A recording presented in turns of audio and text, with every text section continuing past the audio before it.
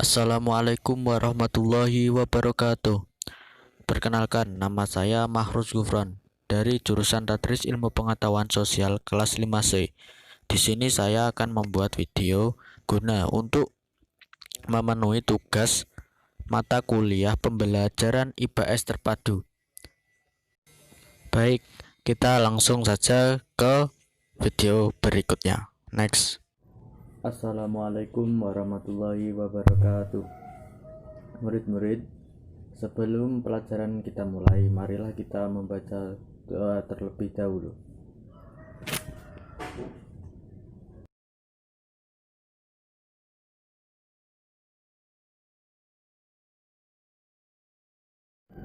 Baik murid-murid, silahkan dibuka bukunya ya. Silahkan dibuka buku sejarah. Kita bahas bab 2 mengenai pedagang, penguasa dan pujangga pada masa klasik, dalam kutip pada masa Hindu dan Buddha. Langsung saja kita bahas proses masuknya agama Hindu dan Buddha di Indonesia ini melalui jalur perdagangan India, Cina, dan Indonesia sendiri.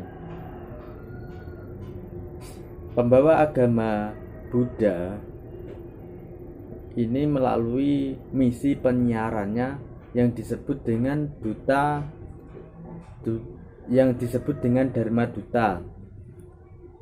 Sedangkan pembawa agama Hindu ke Indonesia ini melalui golongan-golongan seperti golongan ksatria, golongan Brahmana, golongan Sudra, sama golongan Waisya.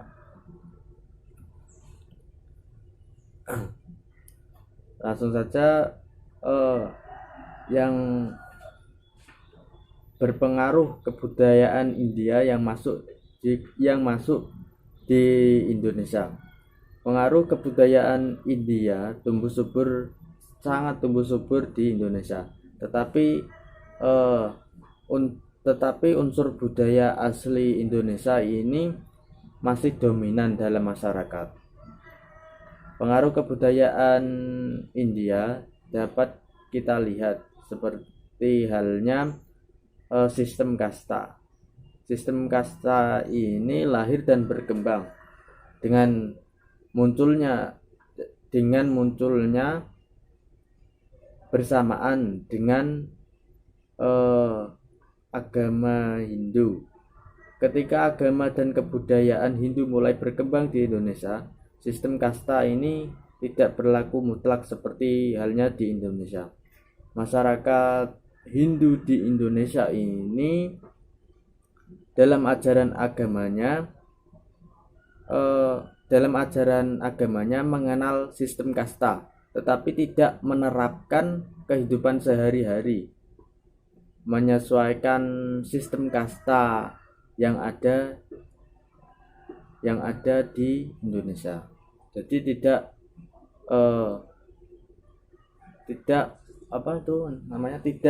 menggunakan sistem kasta seperti halnya yang diterapkan di wilayah India, seperti itu. Ya, baik, kita lanjut. Dari sistem kasta itu ada lagi yang namanya adanya konsep raja dan kerajaan. Di Indonesia sendiri itu belum mengenal seperti halnya konsep raja maupun kerajaan. Sebelum kebudayaan masuk di Indonesia ini baru mengenal konsep kesukuan dengan wilayah yang terbatas dan dipimpin oleh namanya itu ketua suku atau primus inter pares. Nah, seorang kepala suku atau primus inter pares ini dipilih berdasarkan pada kekuatan fisik dan kekuatan magis yang dimilikinya. Setelah kebudayaan India masuk, konsep raja dan kerajaan ini mulai dikenal secara perlahan. hal itu dapat ditelusuri dari munculnya kerajaan di Kutai, kalau nggak salah, ya Kutai, di daerah Kalimantan Timur. Menurut para ahli sejarawan, menurut kerajaan Kutai ini pada awalnya hanya setingkat suku yang dipimpin oleh kepala suku. Nah, kepala suku dalam hal ini adalah Kudungga namanya.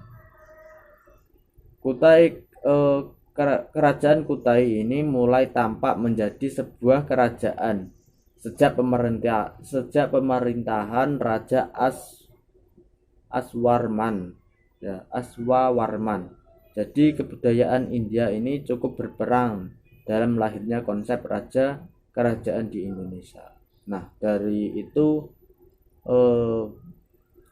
pada mulanya Indonesia ini belum mengenal sistem raja maupun kerajaan. Secara perlahan pengaruh kebudayaan India yang masuk di Indonesia ini mulai membawa pengaruh sehingga muncul, seperti halnya tadi yang saya bicarakan, muncul salah satu kerajaan di Kalimantan Timur, yaitu kerajaan Kutai. Yang kedua itu ada teori masuknya India ke Indonesia. Seperti halnya tadi yang saya sebutkan, ada Ksatria, Brahmana, Sudra, dan Waisya. Teori masuknya Indonesia ke Indonesia yang pertama, teori Ksatria. Teori Ksatria ini mengungkapkan bahwa pembawa agama dan kebudayaan Hindu masuk ke Nusantara adalah kaum Ksatria. Menurut teori ini, itu masa lampau di India terjadi peperangan antar kerajaan. Para prajurit yang kalah perang kemudian mengadakan migrasi ke daerah lain. Di antara mereka yang sampai ke Indonesia dan mendirikan koloni-koloni melalui penaklukan.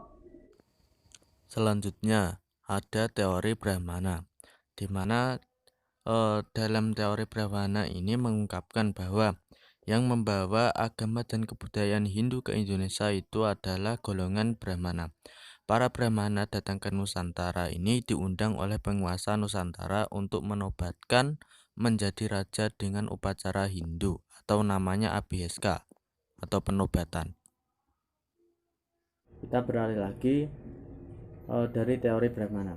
Ada lagi teori masuknya India ke Indonesia, itu ada namanya teori Waisya, di mana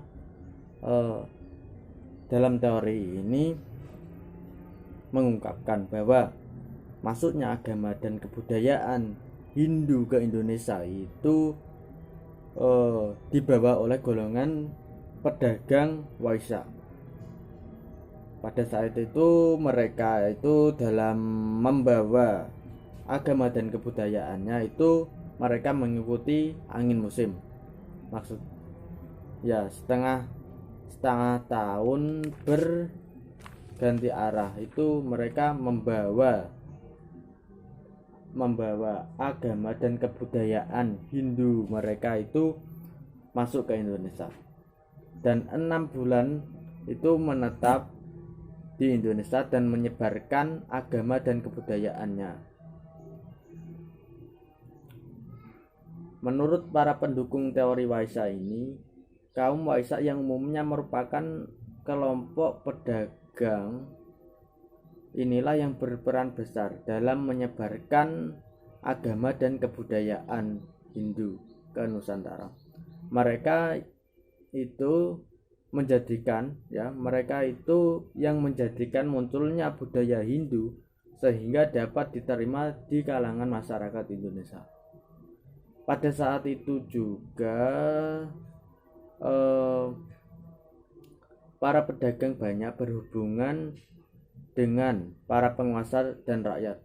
Jalinan hubungan itu yang membuka peluang terjadinya proses penyebaran agama dan budaya Hindu.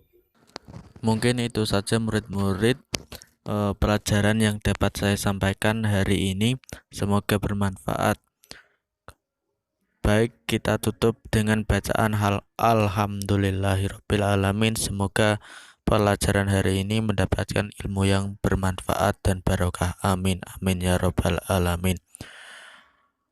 Wassalamualaikum warahmatullahi wabarakatuh.